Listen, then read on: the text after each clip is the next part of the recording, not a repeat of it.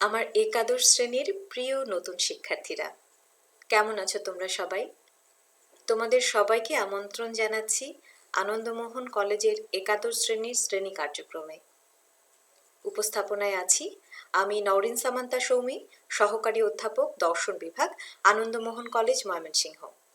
আমার email ID হচ্ছে nss30bcs@gmail.com।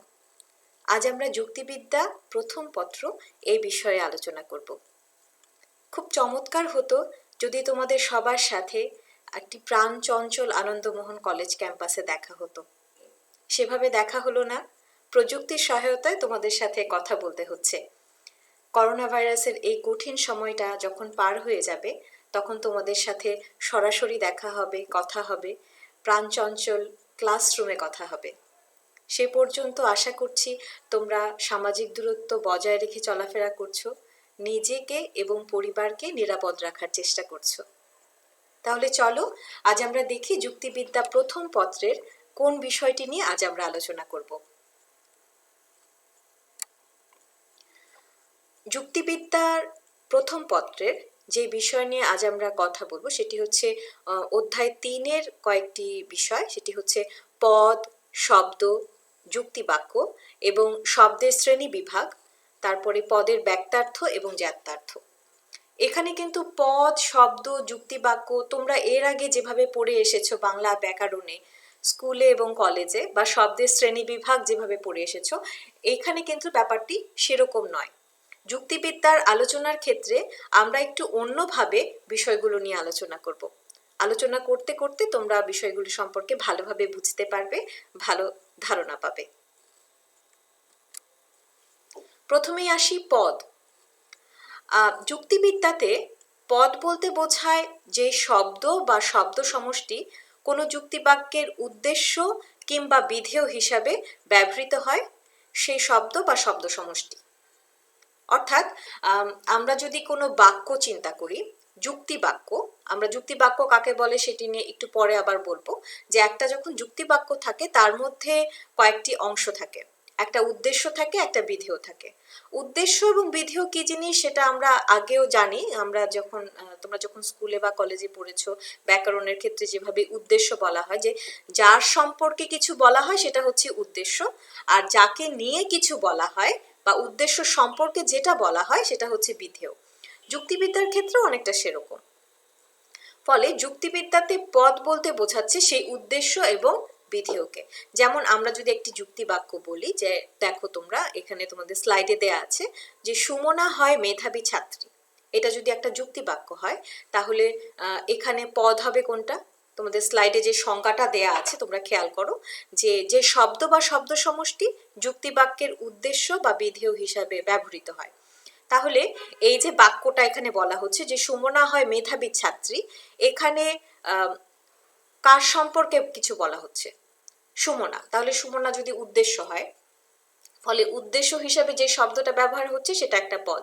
তার মানে সুমনা হচ্ছে একটা পদ, যেহেতু সুমনা সম্পর্কে কিছু বলা হচ্ছে, বা সুমনা হচ্ছে এর উদ্দেশ্য।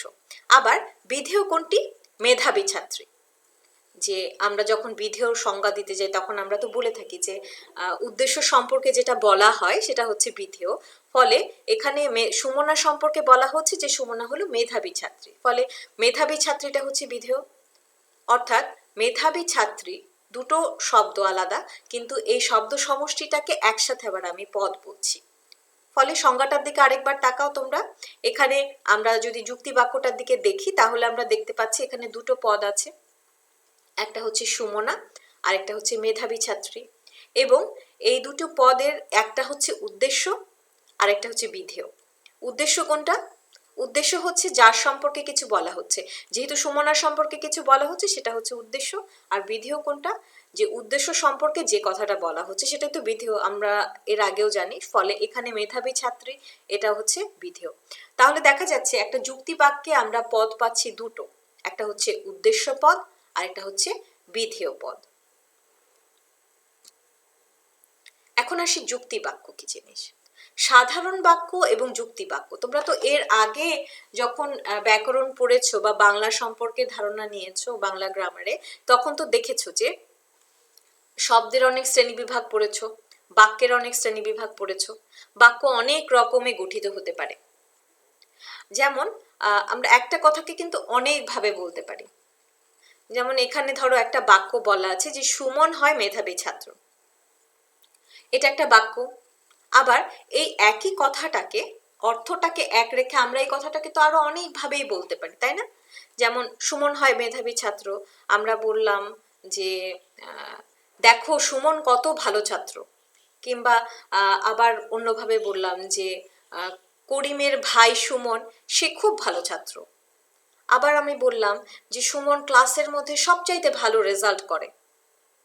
ফলে দেখো বিষয়টা কিন্তু একই থাকছে, বাক্য কিন্তু আমি অনেক রকম ভাবে বলছি।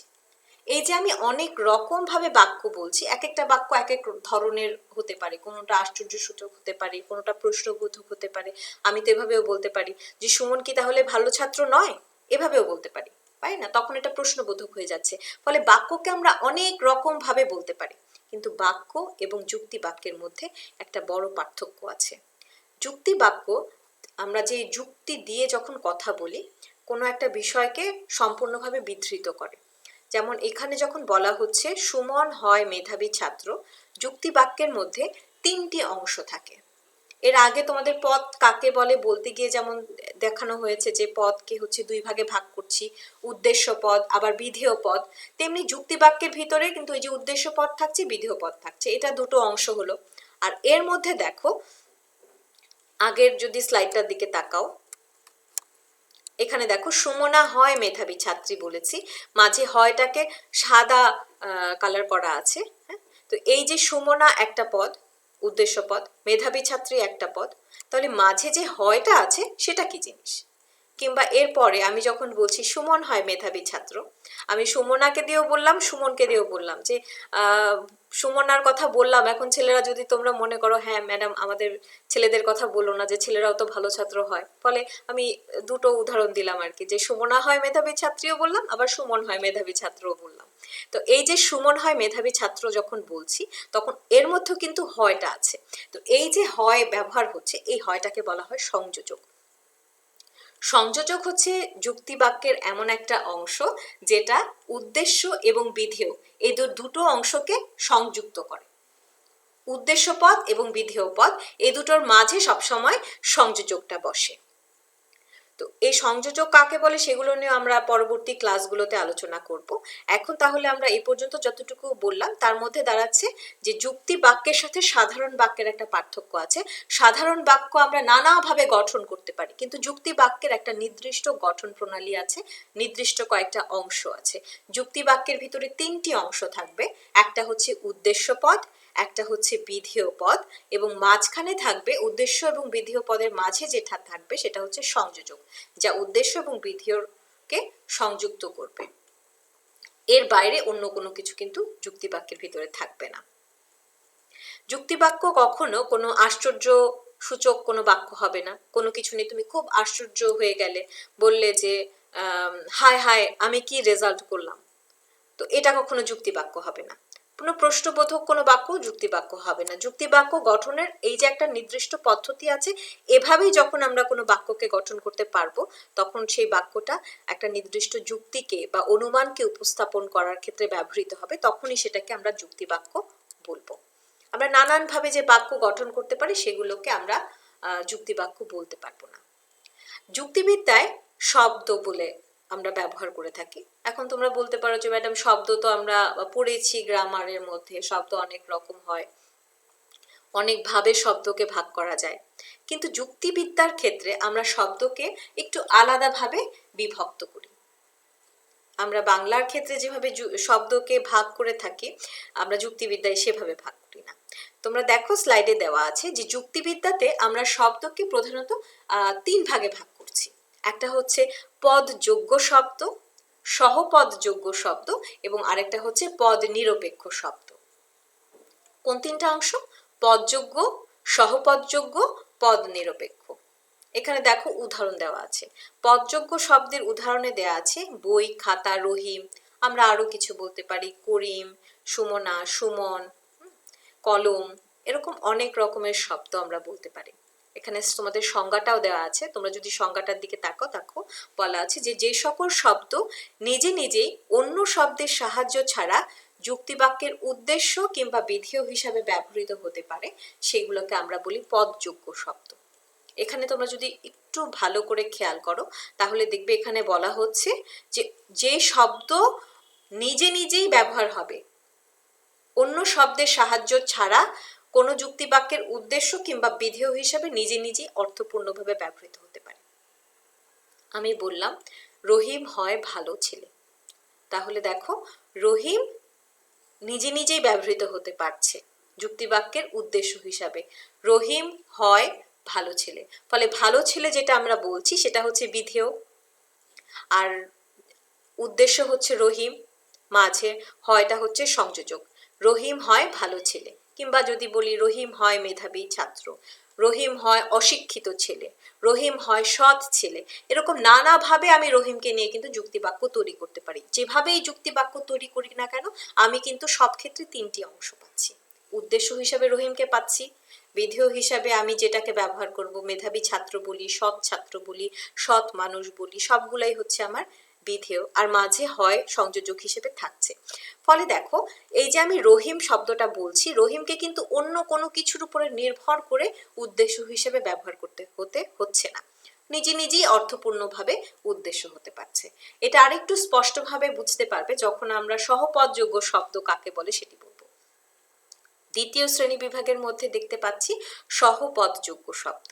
আমরা বলেছিলাম পদযোগ্য শব্দ নিজে নিজেই যুক্তিবাক্যের উদ্দেশ্য কিংবা বিধেয় হিসাবে ব্যবহার হতে পারে, সহপদযোগ্য আবার সেটা পারে না। সহপদযোগ্য শব্দকে অন্য শব্দের সাহায্য নিতে হয়। এখন তোমরা বলতে পারো অন্য শব্দের সাহায্যটা কিভাবে নেয়? তাহলে দেখো এখানে তোমাদের কয়েকটা উদাহরণ আছে। টা, টি, যে। আমি যখন বলবো ফুলটি হয় সুন্দর, তখন এই যে আমি বলছি ফুলটি হয় সুন্দর, এখানে উদ্দেশ্য কোনটা? ফুলটি। বিধেয় কোনটা? সুন্দর। সংযোজক কোনটা? হয়। ফুলটি হয় সুন্দর, বা ফুলটি হয় সুগন্ধযুক্ত, ফুলটি হয় লাল, ফুলটি হয় হলুদ। অনেকভাবে আমি বলতে পারি। তো এই ফুলটি হচ্ছে আমি যখন বলছি তখন এখানে যে আমি টিটাকে উল্লেখ করছি, ফুলটি, এই টি কিন্তু আলাদাভাবে অর্থপূর্ণ নয়। আলাদাভাবে কি অর্থপূর্ণ? আমি যদি বলি টি হয় লাল, তাহলে তো এই টি হয়ে যাবে চা পাতা, ইংরেজি, তাই না? তাহলে কিন্তু এখানে তো আমি ইংরেজি হিসেবে ব্যবহার করতে চাচ্ছি না, আমি একটা ফুলকে নির্দিষ্ট করে বলতে চাচ্ছি, ফুলটিকে নির্দিষ্ট করে বলতে চাচ্ছি বলেই কিন্তু ফুলের সাথে টি যুক্ত করেছি। এই যে আমি টি শব্দটাকে যুক্ত করছি এটি হচ্ছে সহপদযোগ্য শব্দ। যে শব্দটি নিজে নিজে কোনো যুক্তিবাক্যের উদ্দেশ্য বা বিধেয় হিসেবে ব্যবহার হতে পারে না, কোনো পদযোগ্য শব্দের সাথে যুক্ত হয়ে ব্যবহার হতে পারে। গোলাপটি হয় লাল, ফলে গোলাপের সঙ্গে যখন আমি টি যুক্ত করছি তখন একটা পদযোগ্য শব্দের সাথে বা অন্য কোনো শব্দের সাথে আমি এই সহপদযোগ্য শব্দটাকে যুক্ত করে নিয়ে যুক্তিবাক্যের ভিতরে উদ্দেশ্য হিসেবে ব্যবহার করছি। এখানে সংজ্ঞা হিসেবে তোমরা দেখো লেখা আছে যে সকল শব্দ স্বতন্ত্রভাবে কোনো যুক্তিবাক্যের উদ্দেশ্য বা বিধেয় হিসেবে ব্যবহৃত হতে পারে না সেই শব্দকে বলা হয় সহপদযোগ্য শব্দ। স্বতন্ত্রভাবে ব্যবহার হতে পারে না। আমি যদি বলি টি হয় লাল, তাহলে এটা কোনো অর্থ হবে না, আমাকে ফুলটি হয় লাল বলতে হবে, গোলাপটি হয় লাল বলতে হবে। আমি যদি বলতে চাই জবাটি হয় লাল, জবা ফুলটি হয় লাল, তাহলেও কিন্তু হবে। কিন্তু এই যে টিটাকে আমি আলাদা করে দিলে মানে অর্থপূর্ণ হচ্ছে না, এটাকে আমার কোনো আলাদা শব্দের সাহায্য নিয়ে উদ্দেশ্য তৈরি করতে হচ্ছে। এই জন্য এটা হচ্ছে সহপদযোগ্য শব্দ, যেই শব্দটি নিজে নিজে যুক্তিবাক্যের উদ্দেশ্য বা বিধেয় হিসেবে ব্যবহার হতে পারে না, কিন্তু অন্য শব্দের সাথে থেকে পাশে থেকে উদ্দেশ্য বা বিধেয় হিসেবে ব্যবহৃত হতে পারে, সেটা হচ্ছে সহপদযোগ্য শব্দ। তৃতীয় যে ভাগটি রয়েছে সেটি হচ্ছে পদ নিরপেক্ষ শব্দ। পদ নিরপেক্ষ শব্দ কোনগুলো? হায় হায়, বাহ বাহ, মরি মরি। আমি বললাম মরি মরি পৃথিবীর কি সুন্দর রূপ, তো এই যে মরি মরি পৃথিবীর কি সুন্দর রূপ, আমি বললাম হায় হায় তুমি এটা কি রেজাল্ট করেছো, হায় হায় বাংলাদেশ কি খেললো? বললাম বাহ বাহ, তোমরা তো খুব ভালো ফুটবল খেলেছো। তো এই যে আমি বাক্যগুলোকে বলছি, এই বাক্যগুলো যুক্তি বাক্য হবে না, বা এই যে শব্দগুলো আমি বলছি, এই শব্দগুলো কখনো যুক্তি বাক্যের উদ্দেশ্য কিংবা বিধেয় কোনো পদ হিসেবেই ব্যবহৃত হতে পারবে না। এখানে সংজ্ঞায় দেখো লেখা আছে, যেসব শব্দ নিজে বা অন্য শব্দের সাহায্য নিয়ে যুক্তি বাক্যের উদ্দেশ্য বা বিধেয় হিসেবে ব্যবহৃত হতে পারে না, সেসব শব্দগুলোকে বলা হয় পদ নিরপেক্ষ শব্দ। তাহলে ব্যাপারটা কি দাঁড়াচ্ছে?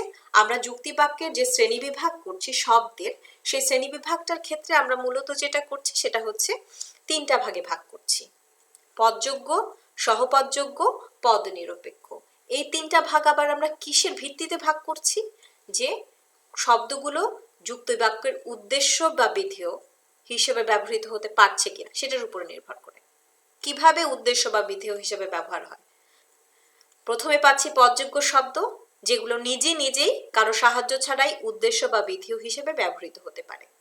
তারপরে পাচ্ছি সহপদযোগ্য শব্দ, যেগুলো নিজে নিজে যুক্তি বাক্যের উদ্দেশ্য বা বিধেয় হিসেবে ব্যবহৃত হতে পারে না, এটা আরেকটা শব্দের সাথে যুক্ত হয়ে ব্যবহৃত হতে পারে। তারপরে আমরা কি পাচ্ছি? পদ নিরপেক্ষ শব্দ। পদ নিরপেক্ষ শব্দ কোনগুলো? যেগুলো কোনোভাবেই যুক্তি বাক্যের উদ্দেশ্য বা বিধেয় হিসেবে ব্যবহৃত হতে পারে না। আমি গোলাপের সাথে বললাম হায় হায় গোলাপটি হয় লাল, হবে না। আমি বললাম মরি মরি গোলাপটি হয় সুন্দর, হবে না। অর্থাৎ এই শব্দগুলোকে কোনোভাবেই আমি যুক্তি বাক্যের উদ্দেশ্য বা বিধেয় হিসেবে ব্যবহার করতে পারবো না। এটা হচ্ছে সহজ কথা। তাহলে কি দাঁড়াচ্ছে? শব্দকে যুক্তিবিদ্যায় আমরা তিন ভাগে ভাগ করছি: পদযোগ্য শব্দ, সহপদযোগ্য শব্দ, পদ নিরপেক্ষ শব্দ। পদযোগ্য শব্দ হচ্ছে যত রকমের নাম আমরা পাই, নামবাচক শব্দ, এই সবগুলোই কিন্তু দেখা যাচ্ছে বেশিরভাগ ক্ষেত্রে পদযোগ্য শব্দ। রহিম, করিম, বই, খাতা, কলম, তুমি যদি বলো ক্লাসরুম, আমি যদি বলি ক্লাসরুমটি হয় পরিষ্কার, তাহলে এই ক্লাসরুমটা হয়ে যাচ্ছে আমার পদযোগ্য শব্দ, যেটা ব্যবহার হচ্ছে উদ্দেশ্য হিসেবে। ক্লাসরুমটি হয় পরিষ্কার। পরিষ্কারও কিন্তু পদযোগ্য শব্দ, কারণ পরিষ্কারটি অন্য কোনো কিছু সাহায্য ছাড়া নিজে নিজেই যুক্তি বাক্যের বিধেয় হিসেবে ব্যবহার হয়েছে। আর আমি যখন বলবো ক্লাসরুমটি হয় পরিষ্কার, তখন এই টি যে ব্যবহার করছি, এই টিটা হচ্ছে আমার সহপদযোগ্য শব্দ, যেটা নিজে নিজে যুক্তি বাক্যের উদ্দেশ্য বা বিধেয়তে ব্যবহার হতে পারে না। তারপর আমরা পাচ্ছি পদ নিরপেক্ষ শব্দ, যেটা কোনোভাবেই যুক্তি বাক্যের ভিতরে ব্যবহার করা যাবে না। আশ্চর্যবোধক যতগুলো আমরা আশ্চর্য প্রকাশের জন্য, মনের আবেগ প্রকাশের জন্য যত রকমের শব্দ আমরা ব্যবহার করি, সেই কোনো শব্দই পদ নিরপেক্ষ, সেই সবগুলো শব্দই হচ্ছে পদ নিরপেক্ষ শব্দ, এবং তার কোনোটি যুক্তি বাক্যের উদ্দেশ্য কিংবা বিধেয় হিসেবে ব্যবহৃত হতে পারে না। তাহলে এই তো গেল আমাদের পদ কাকে বলে, যেটা যুক্তি বাক্যের উদ্দেশ্য বা বিধেয় থাকে, সেই দুটোই হচ্ছে পদ। যুক্তি বাক্যের ভিতরে আমরা তিনটা অংশ পাচ্ছি, আমরা উদ্দেশ্য পদ পাচ্ছি, বিধেয় পদ পাচ্ছি, আর আমরা এদের মাঝে পাচ্ছি সংযোজক। যুক্তি বাক্যের সাথে অন্যান্য বাক্যের মধ্যে অনেক পার্থক্য রয়েছে। যুক্তি বাক্য একটা অনুমানকে প্রকাশ করার জন্য ব্যবহার করা হয়, এবং সেক্ষেত্রে আবেগ বিবর্জিত, প্রশ্ন বিবর্জিত, একেবারে তিনটি অংশ নিয়ে যুক্তি বাক্যকে তৈরি করা হচ্ছে: উদ্দেশ্য, বিধেয়, সংযোজক। এরপর আমরা যুক্তিবিদ্যায় যে শব্দ রয়েছে সেই শব্দের শ্রেণী বিভাগ পড়লাম, যে পদযোগ্য শব্দ, সহপদযোগ্য শব্দ এবং পদ নিরপেক্ষ শব্দ। এখন আমরা যে উদ্দেশ্য পদ বলছি বা বিধেয় পদ বলছি, সেই পদগুলোর প্রত্যেকটা পদের দুটো দিক আছে। একটা দিককে আমরা বলি ব্যক্তার্থ, আর একটা দিককে আমরা বলি জাত্যর্থ। শব্দ দুটো একদমই নতুন। যুক্তিবিদ্যা এই বিষয়টি একটু নতুন তোমাদের জন্য। ধরো তোমরা সারা জীবন স্কুলে পড়াশোনা করে যখন এসেছো, তোমরা যুক্তিবিদ্যা পড়োনি, একদম নতুন একটা বিষয় তোমাদের জন্য, কিন্তু খুবই ইন্টারেস্টিং একটা বিষয়, যা তোমরা পড়লে খুব আনন্দ পাবে। তো এই যে পদ আমরা বলছি, যে পদের দুটো দিক আছে। এখন পদ কোনগুলো? এই যে একটু আগে আমরা যখন পদযোগ্য শব্দ বললাম, সেই পদযোগ্য শব্দগুলোর কথা যদি আমরা বলি, ধরো তোমাদের প্রথম যে উদাহরণটা পদযোগ্য শব্দের মধ্যে আছে বই, ঠিক আছে? এই যে বই আমি বললাম, বই একটা পদ, তাহলে বই এই পদটির দুটো দিক থাকবে। তারপর আমি যদি বলি মানুষ, মানুষ একটা পদ, মানুষ একটা পদ, এবং এই মানুষ পদটার দুটো দিক আছে। একটা দিক হচ্ছে এর পরিমাণের দিক বা ব্যক্তার্থ, আরেকটা দিক হচ্ছে এর গুণের দিক বা জাত্যর্থ। পরিমাণের দিক কোনটা? আমরা যখন বলছি জীব, তখন বোঝাচ্ছে অতীত, বর্তমান, ভবিষ্যতের সকল জীব। আমরা যখন বলছি মানুষ, তখন এই মানুষ পদটির ব্যক্তার্থ হচ্ছে অতীত, বর্তমান এবং ভবিষ্যতের সকল মানুষ। এখন তুমি যদি বলো যে অতীত, বর্তমান, ভবিষ্যতের সকল মানুষ কেন? প্রথমেই বলেছি ব্যক্তার্থ হচ্ছে একটা পদের পরিমাণের দিক। যখন আমি মানুষ বলবো, তখন যে মানুষরা, যখন মানব জাতি একদম শুরু হয়েছে, প্রথম যে মানব, তাকে সহ ভবিষ্যতে সর্বশেষ মানব যে থাকবে সেই পর্যন্ত সবাই তো মানুষ। এমন তো না যে প্রথম যে মানুষ ছিল সে মানুষ না, শেষ যে মানুষ সে মানুষ না, তা তো না। যে মানুষ, সে প্রত্যেকটা মানুষই কিন্তু মানুষ পদের ব্যক্তার্থের ভিতরে পড়বে। ফলে যারা মারা গেছেন, যারা বর্তমানে মানুষ হিসেবে আছেন এবং ভবিষ্যতে যে মানুষরা পৃথিবীতে আসবে, সবাই কিন্তু একসাথে মানুষ পদের ব্যক্তার্থ। ফলে পরিমাণের দিক। ফলে মানুষ যদি একটা পদ হয়, এই মানুষ পদটার ব্যক্তার্থ হচ্ছে মানুষের পরিমাণ। অতীত, বর্তমান, ভবিষ্যৎ সকল মানুষরাই হচ্ছে মানুষ পদের ব্যক্তার্থ। এখানে দেখো, একটা পদ এক অর্থে যে ব্যক্তি বা বস্তুর উপর প্রযোজ্য হয়, সেটাই হচ্ছে সেই পদের ব্যক্তার্থ। জাত্যার্থ, সেই পদটার গুণের দিক। গুণটা হচ্ছে আবশ্যিক গুণ, যে কোনো গুণ না।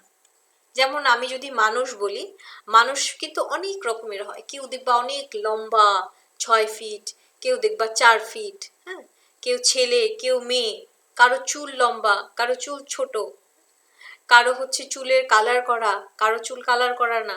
হয়তো কেউ ইউরোপিয়ান, তার চুল সাদা, আরেকজনের চুল হয়তো ব্রাউন, আরেকজনের চুল কালো, কারো গায়ের রং ফর্সা, কারো গায়ের রং কালো, কেউ শ্যামলা। তো এই যে নানাবিধ মানুষের বৈশিষ্ট্যগুলো আছে, সেই কোনো বৈশিষ্ট্যই কিন্তু এই মানুষ পদের জাত্যার্থ না, গুণের দিক না। এই গুণটা হচ্ছে আবশ্যিক গুণ, যেই গুণটাকে আমরা বাদ দিতে পারবো না। মানুষ যদি বলতে চাই, সেই দুটো গুণ থাকতে হবে, সেটা হচ্ছে মানুষের জাত্যার্থ। যেমন আমি যখন বলছি মানুষ, তখন মানুষের জাত্যার্থ হচ্ছে দুটো। একটা হচ্ছে মানুষের জীববৃত্তি, আর একটা হচ্ছে বুদ্ধিবৃত্তি। মানুষের যদি বুদ্ধিবৃত্তি না থাকতো, তাহলে মানুষ আমরা বলতে পারতাম না। আরেকটা হচ্ছে মানুষের জীববৃত্তি, যে মানুষ জীব বলে মানুষের ভিতরে কিন্তু জীববৃত্তি আছে। আমাদের মানব যে দেহ আছে, সেই দেহের ভিতরে তো নানান কালকবজা আছে, সেগুলো কিন্তু মেশিনের মতো চলছে, জীববৃত্তিগুলো চলছে। আমাদের কোষগুলো জন্মাচ্ছে, মারা যাচ্ছে, আমাদের চোখের পাতা একটা নির্দিষ্ট সময় পর পর বন্ধ হচ্ছে, আমাদের হার্ট কাজ করছে।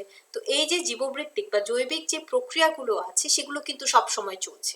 ফলে এগুলোকে কিন্তু আমরা মানুষের জীববৃত্তি বলছি। মানুষ জীব, সেজন্য মানুষের জীববৃত্তি আছে। আবার জীব যদি একটা পদ হয়, সেই পদের ব্যক্তার্থ কি হবে? অতীত, বর্তমান, ভবিষ্যতের সকল জীব। তখন কিন্তু শুধু মানুষের কথা আমরা বলবো না। একটা পিঁপড়া যদি থাকে, সেই পিঁপড়া যেহেতু জীব, তারও কিন্তু জীববৃত্তিটা আছে।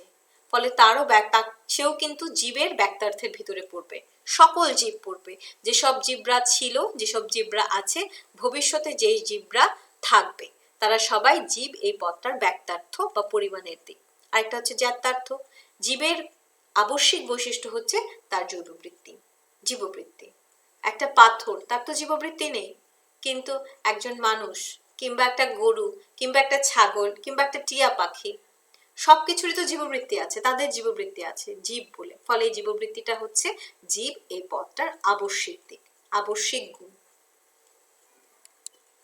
ফলে আমরা দেখতে পাচ্ছি যে পদ দুটো পাই আমরা, উদ্দেশ্য পদ পাই, বিধেয় পদ পাই। আর পদ যেগুলো হয়, পদের দুটো দিক থাকে, একটা হচ্ছে তার পরিমাণের দিক, আরেকটা দিক হচ্ছে তার গুণের দিক, আবশ্যিক গুণের দিক। এই যে একটা পদের ব্যক্তার্থ এবং জাত্যার্থ, এদের মধ্যে আবার একটা সম্পর্ক আছে। সেই সম্পর্কটা হচ্ছে এরকম, আমরা যদি চারটা তোমাদের একটু পড়ে দেখো, স্লাইডের মধ্যে দেয়া আছে। পদের ব্যক্তার্থ বাড়লে জাত্যার্থ কমে, অর্থাৎ ব্যক্তার্থ বললে পরিমাণ বাড়লে গুণটাকে কমে যাবে, আবার ব্যক্তার্থ কমলে জাত্যার্থ বাড়ে। অর্থাৎ পরিমাণ যদি আমরা বাড়াই, তাহলে জাত্যার্থ, পরিমাণ যদি কমাই তাহলে আবার জ্ঞাতার্থ বেড়ে যাবে, অর্থাৎ গুণের সংখ্যাটা বেড়ে যাবে। আবার জ্ঞাতার্থ বাড়লে ব্যাক্তার্থ কমবে, আবার জ্ঞাতার্থ কমলে ব্যাক্তার্থ বাড়বে, অর্থাৎ বিপরীতমুখী একটা সম্পর্ক ব্যাক্তার্থ এবং জ্ঞাতার্থের মধ্যে কোনো পদের। এখন এটা বুঝতে একটু অসুবিধা হচ্ছে তোমাদের, এখন যখন আমি এই পরের স্লাইডটাতে আসবো তখন তোমাদের বুঝতে একটু সুবিধা হবে। পদের ব্যাক্তার্থের দিক যেমন হচ্ছে জীব, মানুষ, শিক্ষিত মানুষ।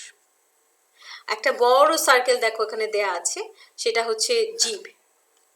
এখন জীবের ভিতরে তো মানুষ আছে, মানুষ সহ আরো অসংখ্য প্রাণী আছে, আছে না? সবকিছু, সবাই তো জীব, ফলে জীবের সার্কেলটা বড়।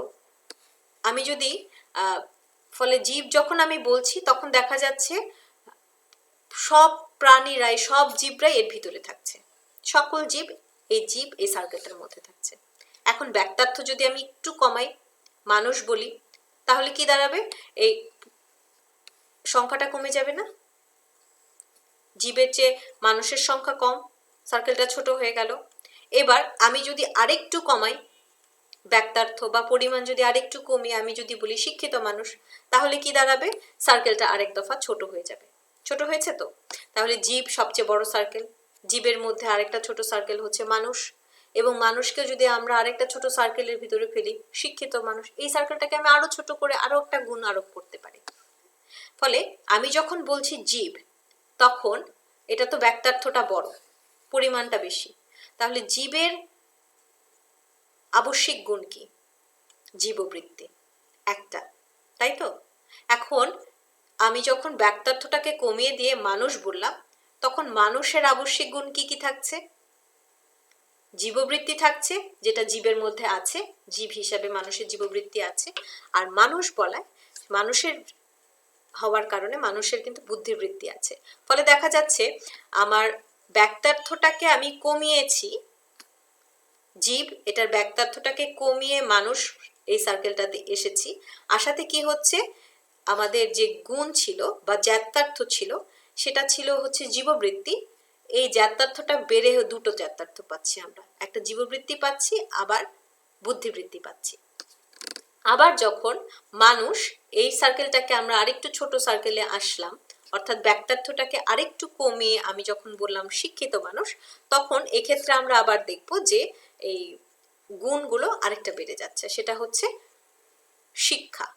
অর্থাৎ জীব, এটার জ্ঞাতার্থ বা গুণ হিসাবে আমি পাচ্ছি জীববৃত্তি।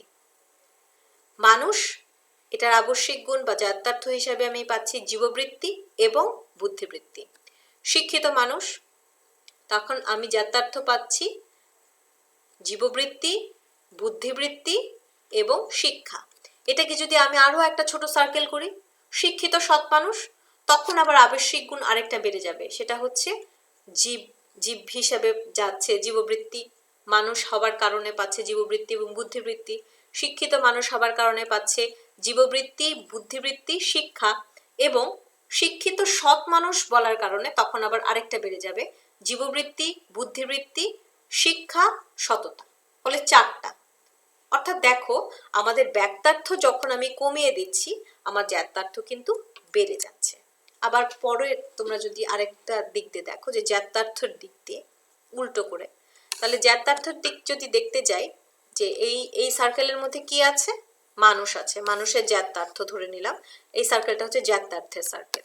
ফলে শিক্ষিত মানুষ, এর ভিতরে থাকছে জীববৃত্তি, বুদ্ধিবৃত্তি, শিক্ষা। এখন আমি একটা জ্ঞাতার্থ কমিয়ে সার্কেলটাকে ছোট করলাম, সার্কেলটাকে ছোট করে আমি পেলাম মানুষ, শিক্ষাটাকে কমিয়ে দিয়েছি, তাহলে আমি মানুষের হিসাবে কি পাচ্ছি? জ্ঞাতার্থ, জীববৃত্তি, বুদ্ধিবৃত্তি। ফলে দেখো, জ্ঞাতার্থকে আমি কি করছি, জ্ঞাতার্থটাকে যখন আমি কমিয়ে দিচ্ছি, তখন দেখা যাচ্ছে আমার ব্যাক্তার্থ বেড়ে যাচ্ছে। আবার ব্যাক্তার্থকে যখন আমি বাড়িয়ে দিচ্ছি, তখন আবার আমি পাচ্ছি জ্ঞাতার্থ, মানে ব্যাক্তার্থকে যখন আমি বাড়াচ্ছি তখন আমার জ্ঞাতার্থ কমে যাচ্ছে, আবার জ্ঞাতার্থকে যখন আমি কমিয়ে দিচ্ছি তখন আমার ব্যাক্তার্থটা বেড়ে যাচ্ছে। তাহলে এই বিষয়টা হচ্ছে কি, পদের ব্যাক্তার্থ এবং জ্ঞাতার্থের মধ্যে সম্পর্ক, যে সম্পর্কটা হচ্ছে বিপরীতমুখী। ব্যাক্তার্থ বাড়লে জ্ঞাতার্থ কমে, আবার জ্ঞাতার্থকে যদি আমি বাড়াই তাহলে ব্যাক্তার্থ কমবে। আবার এভাবেই এই বিপরীতভাবে সম্পর্কটি যাবে। পদের ক্ষেত্রে। তাহলে আজকে আমরা যে লেকচারটি তোমরা শুনলে সেখানে আমরা যে জিনিসগুলো জানলাম, যুক্তিবিদ্যার খুব গুরুত্বপূর্ণ কয়েকটি অংশ। একটা হচ্ছে পদ, শব্দ, যুক্তিবাক্য, তারপরে পদের ব্যক্তার্থ এবং জ্ঞাতার্থের মধ্যে সম্পর্কটাকে আমরা দেখলাম, যে সম্পর্কটা হচ্ছে বিপরীতমুখী। আমরা যুক্তিবাক্যের ভিতরে তিনটি অংশ দেখেছি, উদ্দেশ্য পদ, বিধেয় পদ এবং মাঝে দেখেছি সংযোজক আছে। তারপর আমরা শব্দের শ্রেণীবিভাগ সম্পর্কে জেনেছি, যে যুক্তিবিদ্যায় আমরা শব্দকে তিন ভাগে ভাগ করছি: পদযোগ্য শব্দ, সহপদযোগ্য শব্দ, পদ নিরপেক্ষ শব্দ। পদযোগ্য শব্দ কোনগুলো? যেগুলো স্বতন্ত্রভাবে একা একাই যুক্তিবাক্যের উদ্দেশ্য বা বিধেয় হিসেবে ব্যবহার হতে পারে। সহপদযোগ্য শব্দ কোনগুলো? যেগুলো স্বতন্ত্রভাবে ব্যবহার হতে পারে না, অন্য শব্দের সাথে যুক্ত হয়ে ব্যবহার হতে পারে। পদ নিরপেক্ষ শব্দ কোনগুলো? যেগুলো কোনোভাবেই যুক্তিবাক্যের উদ্দেশ্য বা বিধেয় হিসেবে ব্যবহৃত হয় না। তারপর আমরা পেলাম যে একটা পদের দুটো দিক থাকে, একটা হচ্ছে পরিমাণের দিক আর একটা হচ্ছে আবশ্যিক গুণের দিক। পরিমাণের দিকটাকে আমরা বলি পদের ব্যক্তার্থ, আর আবশ্যিক গুণের দিকটাকে আমরা বলি পদের জ্ঞাতার্থ। তো ব্যক্তার্থটা হচ্ছে যে একটা পদ যতগুলো বিষয়কে বোঝাচ্ছে। আমি যদি বলি গোলাপ ফুল, তাহলে যত গোলাপ ফুল বলতে আমরা যত গোলাপ ফুল বুঝি সবটাই হচ্ছে গোলাপ ফুল পদের ব্যক্তার্থ। আর জ্ঞাতার্থ হচ্ছে গোলাপ ফুলের যে আবশ্যিক গুণটা থাকবে সেটাই হচ্ছে গোলাপ ফুলের ব্যক্তার্থ, জ্ঞাতার্থ। আর এই ব্যক্তার্থ এবং জ্ঞাতার্থের মধ্যে একটা বিপরীতমুখী সম্পর্ক রয়েছে। ব্যক্তার্থকে যদি আমরা বাড়াই তাহলে জ্ঞাতার্থ কমে, আবার জ্ঞাতার্থকে যদি আমরা বাড়াই তাহলে ব্যক্তার্থ কমবে। এভাবে আমরা চারটা পাই, যে ব্যক্তার্থ বাড়লে জ্ঞাতার্থ কমে, ব্যক্তার্থ কমলে জ্ঞাতার্থ বাড়ে, আবার জ্ঞাতার্থ বাড়লে ব্যক্তার্থ কমে, জ্ঞাতার্থ কমলে ব্যক্তার্থ বাড়ে। আমাদের পরবর্তী ক্লাসে আমরা আরো অন্যান্য অনেকগুলো বিষয় নিয়ে আলোচনা করব। আজ এই পর্যন্তই থাক। আমার ইমেইল আইডিটা দেয়া আছে এখানে, nss30bcs@gmail.com। তোমাদের যুক্তিবিদ্যা বিষয়ে যদি কোনো সমস্যা হয় তোমরা আমাকে এই ইমেল আইডিতে যোগাযোগ করতে পারো, মেইল পাঠাতে পারো। ভালো থাকবে, সুস্থ থাকবে। পরবর্তী ক্লাসে আবার তোমাদের সাথে দেখা হবে। ভালো থেকো।